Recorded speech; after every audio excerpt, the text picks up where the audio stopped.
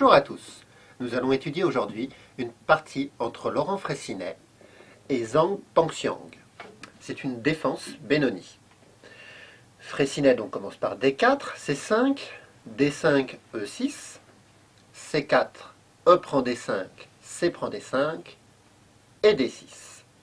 Nous arrivons donc dans la structure classique de la Benoni et déjà deux majorités de pions se sont créées.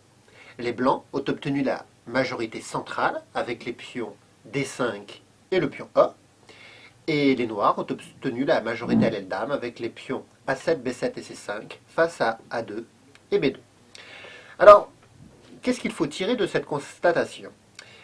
Eh bien, le plan des noirs sera basé sur l'exploitation de la majorité à l'aile dame, avec une évolution de leurs pions via A6, B5. Ils vont avancer leur majorité pour essayer de créer un pion passé, essayer de créer des faiblesses à l'aile dame. Et souvent, cette évolution sera soutenue par la mise en fianchetto du fou noir, c'est-à-dire qu'on jouera G6 et fou G7, le fou sur la grande diagonale, qui visera les cases importantes de l'aile dame, A1, B2, C3.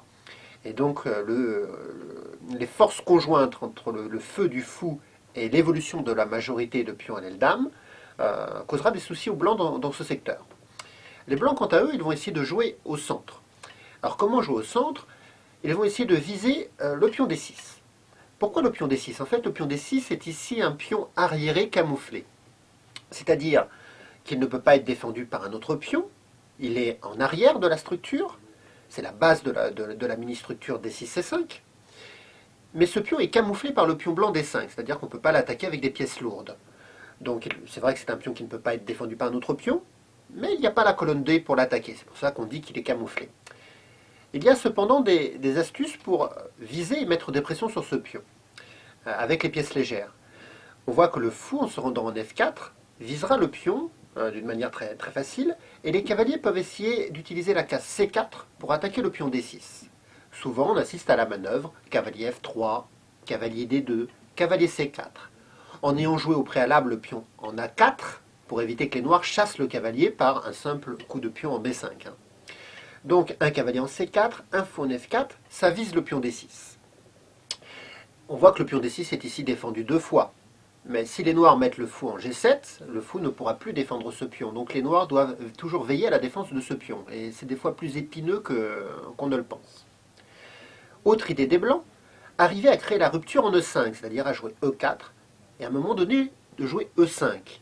En étant appuyé par exemple par une tour en E1, et puis le fou en F4 et le cavalier en C4, comme nous l'avons dit tout à l'heure, non seulement ils attaquent le pion D6, mais ils peuvent aussi appuyer la percée E4-E5. À quoi sert cette percée de pion E4-E5? Ça sert souvent à libérer le pion D5. En effet, si le pion D6 saute, si le pion D6 est éliminé chez les noirs, eh bien le pion D5 devient un pion passé, et son avance peut être redoutable. Elle peut désorganiser complètement l'armée noire et couper les forces noires en deux. Donc la stratégie des blancs est appuyée et est basée sur la pression sur le pion D6, qui est un pion arriéré camouflé, et la percée en E5. Alors, on va voir cette partie. Donc Laurent Freycinet continue par cavalier C3, G6, donc la mise en fianchetto du fou noir, E4, fou G7, H3. H3 est un coup très utile dans cette structure. Il va aider d'ailleurs les pièces blanches, les pièces légères blanches, le fou C1 et le cavalier G1, à attaquer le pion D6. Pourquoi? Eh bien tout simplement, si le fou vient en F4, il pourra souvent être attaqué par un cavalier noir. Par exemple, le cavalier noir qui est en G8 va aller en F6 et en H5. Et le fou, il a besoin maintenant de cette case H2 pour s'abriter, pour se camoufler sur cette case et éviter l'attaque du cavalier. Donc ça permet de donner la case H2 au fou et que le fou puisse continuer à attaquer le pion arriéré camouflé D6. Ensuite, jouer H3 va permettre au blanc de jouer cavalier F3 sans se faire clouer. Et donc, s'il n'y a pas de clouage, le cavalier F3 pourra transiter en D2, puis en C4, pour attaquer le pion arriéré camouflé en D6. Puis un cavalier en F3 peut aussi tout simplement aider à la percée E4 en E5. Donc H3 empêche le clouage et permet de libérer la case H2 pour le fou noir. Les noirs jouent A6, ils veulent donc mobiliser leur majorité à l'aile dame en jouant B5, et les blancs doivent donc jouer A4 pour bloquer momentanément cette évolution. Pourquoi je dis momentanément? Parce que les noirs peuvent s'organiser pour jouer quand même B5. Ils peuvent, par exemple, bouger le cavalier B8 pour mettre tour B8. Et puis après, peut-être jouer le fou en D7 pour appuyer la percée B5. Il y a aussi les possibilités de jouer dame C7, puis C4. En effet, si vous jouez dame C7 puis C4, vous empêchez le fou F1 de contrôler la case B5. Et après, c'est plus facile pour les noirs d'arriver à jouer B5. En plus, jouer dame C7 puis C5 en C4 va permettre au cavalier B8 de trouver une case. En effet, le cavalier B8 peut trouver le chemin cavalier B8 en D7 puis en C5 et attaquer le pion en 4 et pourquoi pas parfois sauter même en D3.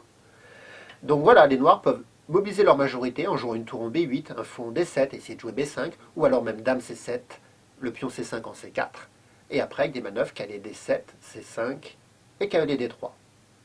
On a plusieurs évolutions de ce type. La partie continue par cavalier F6, cavalier F3, petit roc, fou D3, tour E8, petit roc. Pour l'instant, les deux camps se développent normalement. Cavalier B en D7, fou F4. Voilà, le fou est la première pièce à viser le pion D6. Et on se rappelle que dans l'ouverture, ce pion D6 était défendu 2 fois, et là, il n'est plus défendu aucune fois. Donc les noirs doivent veiller à la défense de ce pion en D6. Il y a deux façons souvent de procéder ici, soit de jouer dame C7, soit de jouer dame E7. Donc j'ai dit tout à l'heure que dame C7 permettait souvent de jouer C5 en C4, pour après continuer par tour B8 et B5. Mais là, le joueur chinois décide de jouer dame E7. Les blancs jouent donc tour E1, dame F8 et fou H2. Laurent Freycinet donc met son fou en H2 sur une case qui est inatteignable par les forces noires, et ce fou en H2 remplit un très beau rôle en mettant une pression continuelle contre le pion D6. Les noirs jouent maintenant cavalier H5, fou F1, B6, dame C2, H6, fou E2, tour B8. Les noirs essaient de s'organiser pour arriver à l'évolution de leur majorité à l'aile dame par B5. Mais pour l'instant, les blancs contrôlent encore 3 fois B5 et les noirs ne appuient que 2 fois. Donc il faut trouver encore un appui pour arriver à jouer B5. Et là, les blancs jouent cavalier D2. Donc c'est la manœuvre que l'on disait tout à l'heure. En jouant cavalier D2, le cavalier se dirige très clairement vers la case C4. Et donc il y aura maintenant 2 attaquants sur le pion arriéré camouflé en D6. Et trouver un deuxième défenseur n'est pas une chose si facile ici, pour les noirs. Le champion chinois continue par cavalier F6, tour A en D1, tour D8 et cavalier C4. Donc on voit la très bonne organisation, la très bonne collaboration entre le cavalier C4 et le fou H2. Les deux pièces légères visent le pion D6 et à la fois peuvent permettre l'évolution E4 en E5.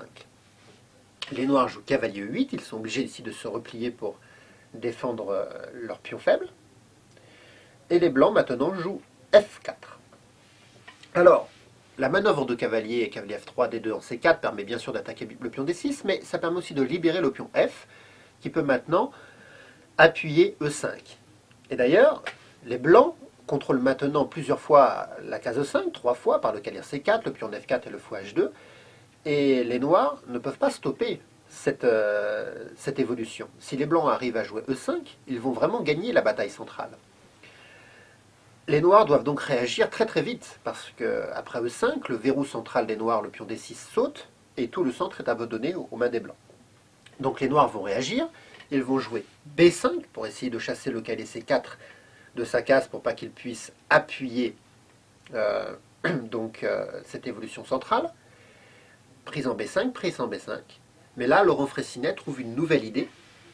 Il va bondir en A5 et chercher la case C6, qui est maintenant une case faible et très intéressante. Un cavalier qui arrive en C6, non seulement il y a la fourchette sur les 2 tours, mais en plus le cavalier en C6 contrôle encore une nouvelle fois le pion en E5.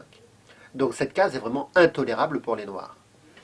Les noirs jouent maintenant B4, parce qu'il faut signaler que le pion B5 était aussi attaqué par le cavalier C3, le fou en E2. Donc B4, cavalier B5. Les noirs poursuivent par B3. Ici, il était peut-être possible de prendre le pion B3, mais le clouage après est peut-être un peu embêtant. C'est pour ça que Laurent Freycinet ne souhaite pas prendre en B3. Bon, il pourrait reprendre aussi avec le cavalier, mais il cherche la case C6. Donc il préfère ne pas se compliquer la tâche et jouer dame D2. Il sait que le bond du cavalier en C6 va lui suffire à gagner la partie. Les noirs jouent fou B7. Ils essayent de contrôler cette case, mais en fait, ils ne la contrôlent pas vraiment. Parce que Laurent Fressinet bondit immédiatement en C6, il la cherche cette case. L'échange en C6 du fou contre le cavalier va en effet lui donner tout un tas de nouveaux types d'avantages positionnels. Si les noirs font fou prend C6, et c'est ce qui se passe dans la partie, donc fou prend C6, les blancs peuvent reprendre du pion D, ils obtiennent comme ça un fort pion passé, et en plus ils ouvrent la colonne D contre le pion arriéré en D6, qui n'est plus du coup un pion arriéré camouflé, puisque la colonne D s'ouvre pour que les pièces lourdes puissent attaquer le pion D6. Donc fou prend C6, D prend C6, les blancs obtiennent un très fort pion passé. Ce pion passé d'ailleurs va suffire à gagner très rapidement la partie puisqu'il attaque le cavalier en D7 et une fois que ce cavalier en D7 bouge, cavalier en B6 donc, il y a la fourchette après, la fourchette C7. Donc les noirs sont obligés de donner une pièce. Cavalier prend C7, cavalier prend C7. Les blancs ont donc gagné le combat ici. Alors il va rester encore quelques coups à jouer bien sûr, mais les blancs ont maintenant une pièce de plus, une structure de pion supérieure. Donc dame E7, cavalier B5, on retourne à l'attaque du pion arriéré en D6, dame prend E4, F5, dame prend F5, cavalier prend D6, dame C2, dame F4, on attaque donc le pion en F7, dame prend B2, dame prend F7 échec, roi H7, fou D3. Donc il y a aussi maintenant une nouvelle donnée dans la position, c'est que les blancs ils ont une pièce de plus, et cette pièce c'est le fou de case blanche. Donc ils vont essayer d'attaquer les cases blanches, et c'est ce qu'ils ont commencé à faire en prenant le pion F7. Maintenant ils visent le pion G6. Si le pion F7 et le pion G6 tombent, eh bien l'abri du roi noir n'existe plus après. Les noirs reviennent donc défendre le pion G6 en jouant dame F6. Les blancs jouent dame prend B3, C4, cavalier prend C4, cavalier prend C4, et fou prend B8. Et abandon immédiatement du champion chinois parce que évidemment le fou qui était caché et camouflé depuis le début de la partie, ici vient de surprendre l'adversaire. Donc une partie instructive sur la Benoni. Dans l'ouverture très tôt, deux majorités secrètes. Les blancs ont la majorité centrale, ils veulent donc mettre des pressions sur le pion arriéré camouflé D6, ils veulent appuyer la percée centrale E4 en E5, qui pourra permettre la libération du pion D. Si le pion E5 des blancs s'échange contre le pion D6 des noirs, le pion D devient un pion passé très fort. Les noirs, eux, doivent jouer leur majorité à l'aile dame, appuyés par le fou en G7. Et c'est un combat donc très tranchant. Ce qui est instructif dans cette partie aussi, c'est l'exploitation de la case C6. Quand les noirs jouent B5, qu'il y a A prend B5, A prend B5, et si les noirs jouent B5 en B4, comme nous l'avons vu de la partie, ça permet de jouer cavalier en A5 et de bondir sur la case C6. L'exploitation de cette case en C6 est un thème qui revient souvent dans les parties Benoni également. Voilà, j'espère que ça vous a été profitable, et je vous dis à bientôt pour une nouvelle partie.